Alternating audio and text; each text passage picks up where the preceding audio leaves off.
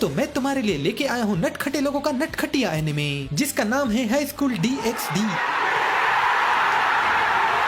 तो दोस्तों कहानी की शुरुआत में हमें ईसे नाम का एक ठरकी बंदा दिखता है जो ऐसे स्कूल में पढ़ता है जहाँ पे लड़कों से ज्यादा लड़कियों की संख्या होती है। लेकिन स्कूल में इतनी सारी लड़कियां होने के बावजूद भी उसे हिला हिला कर काम करना पड़ रहा है। वो अब तक खुद के लिए एक भी सुंदर कन्या ढूंढ नहीं पाया, इसलिए वो अपनी हवस की प्यास बुझाने के लिए हमेशा अपने लौंडे दोस्तों का सहारा लेता रहता है। एक दिन जब इसे अपने दोस्तों के साथ गोटियां खेल रहा होता है तब उसके स्कूल की एक लाल बालों वाली परी उसे झाँक कर देखने लगती है, जिसका नाम रियस होता है। और इस रियस के आंखों में आंखें डालकर देखते ही हमारे इसे का शीघ्र पतन हो जाता है। ये रियस कोई आम लड़की नहीं, इस स्कूल की वो एक बहुत ही बड़ी औरत है। इसके बाद हमें एक ब्रिज पर उदास मूड में बैठा हुआ इसे दिखाई देता है। वो उदास इसलिए होता है क्योंकि लाख कोशिशें करने के बावजूद भी उसके हाथ में पम नहीं आ रहे। वो सोचने लगता है कि शायद अब उसे घर जाकर फिर से हिलाना ही पड़ेगा। तभी इसे के बगल में एक सुंदर सी कन्या आती है। वो बोलती है तुम इसे ही हो ना? असल में मुझे तुमसे कुछ बात करनी थी। इसे बोलता है हाँ क्यों नहीं, बोलो। वो लड़की बोलती है मुझे ना तुम्हारी गंदी थूत बहुत पसंद आई और उफ तुम्हारे झाड़ जैसे बाल। तो क्या तुम मुझे प्रेग्नेंट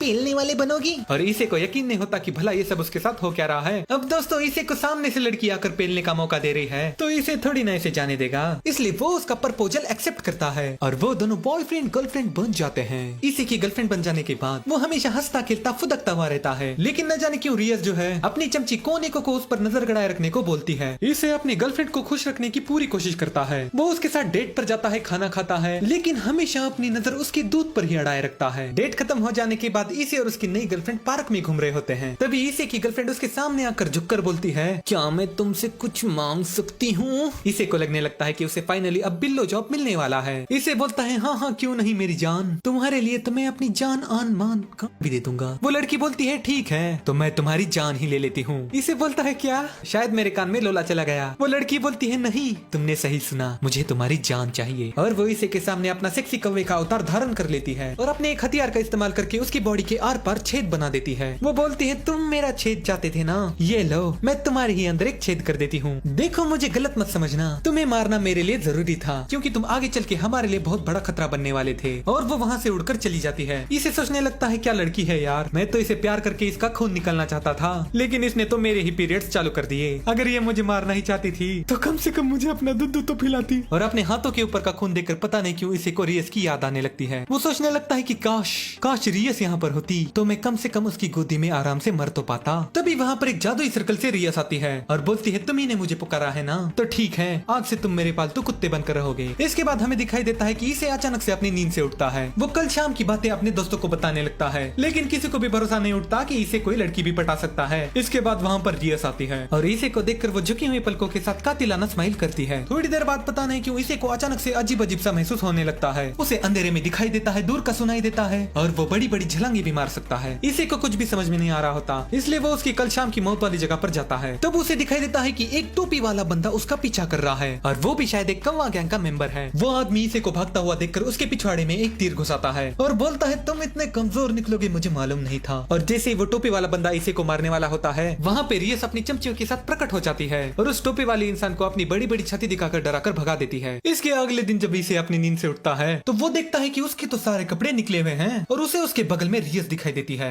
वो भी नंगी। रियस को नंगा देखकर इसे चौंक जाता है। तब रियस उसे बोलती है मेरा नाम रियस है, मैं एक डेविल हूँ और तुम मेरे पालतू कुत्ते हो। तभी उतने में इसे की मम्मी ऊपर आती है और अपने बेटे को नंगी लड़की के साथ चूतिया हरकतें करता हुआ देखकर वापस चली जाती है। रियस बताती है कि कल रात को इसे मार खाने के बाद इसे का छेद रियस के छेद से भी बड़ा हो गया था और उसी छेद को भरने के लिए रियस को उसके साथ नंगा सोना पड़ा। लेकिन रियस बोलती है तुम फिक्र मत करो, मैंने तुम्हारी इज्जत नहीं लूटी। और इसे सोचने लगता है हाय काश लूट ली होती। इसके बाद रियस इसे को अपने क्लब में लेकर जाती है और बाकी के बड़े बड़े और छोटे छोटे मेंबर से मिलाती है। क्लब के इन मेंबर्स में हैंडसम बॉय कीबा, एयरबैग वाली अकीनो और छोटी बच्ची जैसी दिखने वाली कोने को होती है। लेकिन दोस्तों बच्ची है तो क्या हुआ, कभी ना कभी तो बड़ी होगी। रियस बताती है कि इसी के ऊपर जिन लोगों ने हमला किया था वो स्वर्ग से निकाली गई परियां हैं, जिन्हें फॉलन एंजल यानी कि गिरी हुई परियां भी कहा जाता है, जो गिरी हुई हरकतें करती रहती है। ये परियां डेविल्स को मारकर फिर से स्वर्ग में अपना स्तनों वाला स्थान प्राप्त करना चाहती है। वो इसे को बोलती है जिस लड़की के साथ तुम 2 दिन से गुलछर्रे उड़ा रहे थे वो कोई कौवा नहीं बल्कि गिरी हुई परी है। इसे बोलता है लेकिन वो मुझे क्यों मारना चाहती थी, मैं तो बस एक छोटा सा नन्ना सा मुन्ना सा लोला हूँ। रियस बोलती है वो तुम्हें इसलिए मारना चाहती थी क्योंकि तुम्हारे हिलाने वाले हाथ के अंदर एक छुपी हुई ताकत है और वो लोग उस ताकत को बाहर नहीं आने देना चाहते थे और रियस इसे को उस ताकत को बाहर निकालने को बोलती है। इसे इस छुपी हुई ताकत को बाहर निकालने के लिए संडास से भी ज्यादा जोर लगाता है, मगर वह संडास के अलावा और कुछ भी बाहर नहीं निकाल पाता। अपनी चड्डी में संडास करने के बाद इसे अपना पिछवाड़ा धोने के लिए घर को जा रहा होता है। तभी उसके सामने फिर से एक सेक्सी एंजल आती है और वो इसे की गैंड में भाला डालने की कोशिश करने लगती है कि तभी इसे के मुठबाज हाथों के अंदर की अंदरूनी ताकत जाग जाती है, जिसके बाद इसे अपनी ताकत का इस्तेमाल करके उस एंजल की चड्डी फाड़कर उसको भगा देता है। इसे चड्डी फाड़ने वाली बातें रियस को बताता है और रियस उसे गुड जॉब बोलकर उसे हैंड वाला जॉब दे देती है। इसके बाद दोस्तों एक दिन जब इसे रास्ते से जा रहा होता है तब उसे रास्ते पर एक गिरी हुई लड़की दिखाई देती है। इसे जैसे ही उस लड़की के अंतर वस्त्र दिखता है उसका टावर खड़ा हो जाता है और वो उस लड़की का नाजुक सा हाथ पकड़कर उसे भी खड़ा करता है। हमें पता चलता है कि इस लड़की का नाम आसिया है और वो एक नन है। आसिया बताती है कि वो इस शहर में नहीं आई है और चर्च को ढूंढ रही है। ये सुनने के बाद हमारा ठरकी इसे उसके बबलों की तरफ घूरते हुए उसे चर्च की तरफ ले जाता है, लेकिन इसे जैसे ही चर्च की तरफ देखता है उसकी गमांड फट जाती है और उसका खड़ा टावर उसी की गमांड में घुस जाता है। ये अपनी फटी हुई गैंड की कहानी रियस को बताता है, जिसके बाद रियस उसे बोलती है हम लोग डेविल है ना चुतिए, तो चर्च तो हमारा दुश्मन रहेगा ही, तो पिक्चर वगैरह नहीं देखता क्या गेंडू।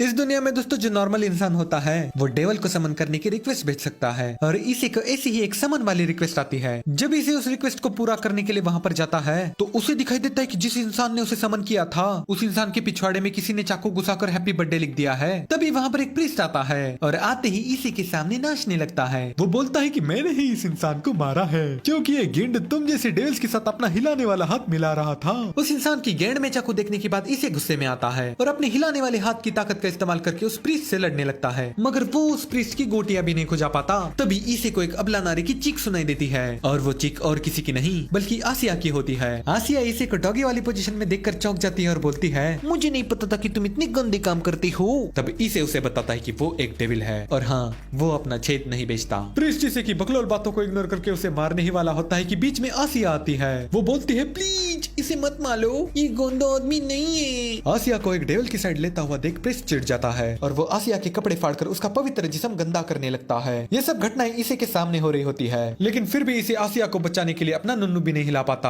आसिया के पम दबाने के बाद प्रीस्ट का मूड बदल जाता है और वो इसे को मारने के लिए उसकी तरफ बढ़ने लगता है। जैसे ही वो इसे को मारने वाला होता है कीबा आकर उसे अपनी तलवार से बचाता है और बाकी के मेंबर्स भी वहाँ पर आ जाते हैं, लेकिन प्रीस्ट भी कुछ कम नहीं। रियस के आते ही वो गिरी हुई परियों की सेना बुलाने लगता है। रियस को समझ में आता है कि वो अगर वहाँ पर ज्यादा देर तक रही तो उसकी पूरी गैंग के साथ बिना तेल के ही बैंग बैंग हो जाएगा, इसलिए वो इसे को अपनी बाहों में उठाकर कट लेती है। आसिया को ना बचा पाने की वजह से इसे को मुट्ठलो जैसा फील होने लगता है और वो खुद को नल्ला बेरोजगार समझने लगता है, इसलिए वो पार्क में जाकर एक्सरसाइज करता है। लेकिन दोस्तों मुठिया मार मार के एक्सरसाइज नहीं की जाती। तभी उसके पीछे से आसिया आती है। इसे आसिया को देखकर बहुत खुश होता है। वो उससे पूछता है कि आप यहाँ पे क्या कर रहे हो। तब आसिया बोलती है ये मुंह से सुपारी निकाल के बात कर रहे बाबा।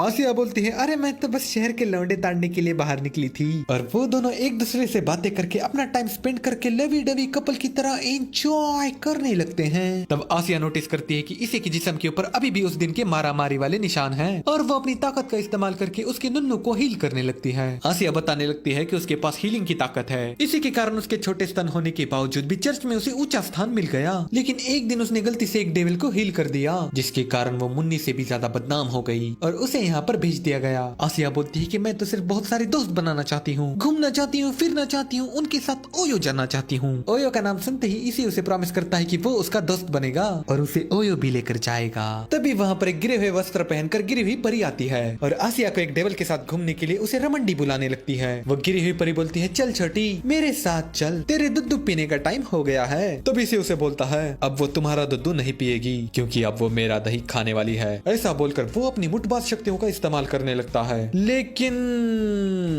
उसकी छाती में फिर से छेद बन जाता है। ये देखकर आसिया को समझ में आता है कि ये बहन का लोला सिर्फ बोल ही सकता है, एक्शन तो उससे कुछ झाट नहीं होता। और इसी वजह से आसिया उस गिरी हुई परी के साथ चली जाती है। आधी नंगी लड़की से मार खाने के बाद इसे रियस के पास जाकर आसिया को बचाने की भीख मांगने लगता है, मगर रियस उसे बोलती है तू डेविल है कि चूतिया। अरे भाई कितनी बार मैं तुझे बोलूं कि उस पीली झाट वाली लड़की का पीछा छोड़ दे, तेरे सामने मैं इतनी बड़ी बड़ी अपॉर्चुनिटी रख रही हूँ लेकिन तू तो दबाने को तैयार ही नहीं। ऐसा बोलकर रियस वहाँ से चली जाती है, लेकिन इसे रियस की बातें मानता नहीं और वो कीबा और कोनेको के साथ आसिया को बचाने पहुंच जाता है। लेकिन इसे को चर्च पहुंचने में बहुत ज्यादा देर हो जाती है। उन्हें वहां पर जाने के बाद पता चलता है कि ये लोग आसिया की हीलिंग वाली ताकतें छीन रहे हैं और इसी ताकत को निकालने के चक्कर में आसिया के गंदे वाले लोले लग जाते हैं और वो बेचारी वहीं पर वर्जिन मर जाती है। आसिया को अपनी बाहों में मरता हुआ देखकर इसे रोने लगता है। इसे को रोता हुआ देखकर वो कौवे जैसी परी बोलती है, वाह क्या सीन है।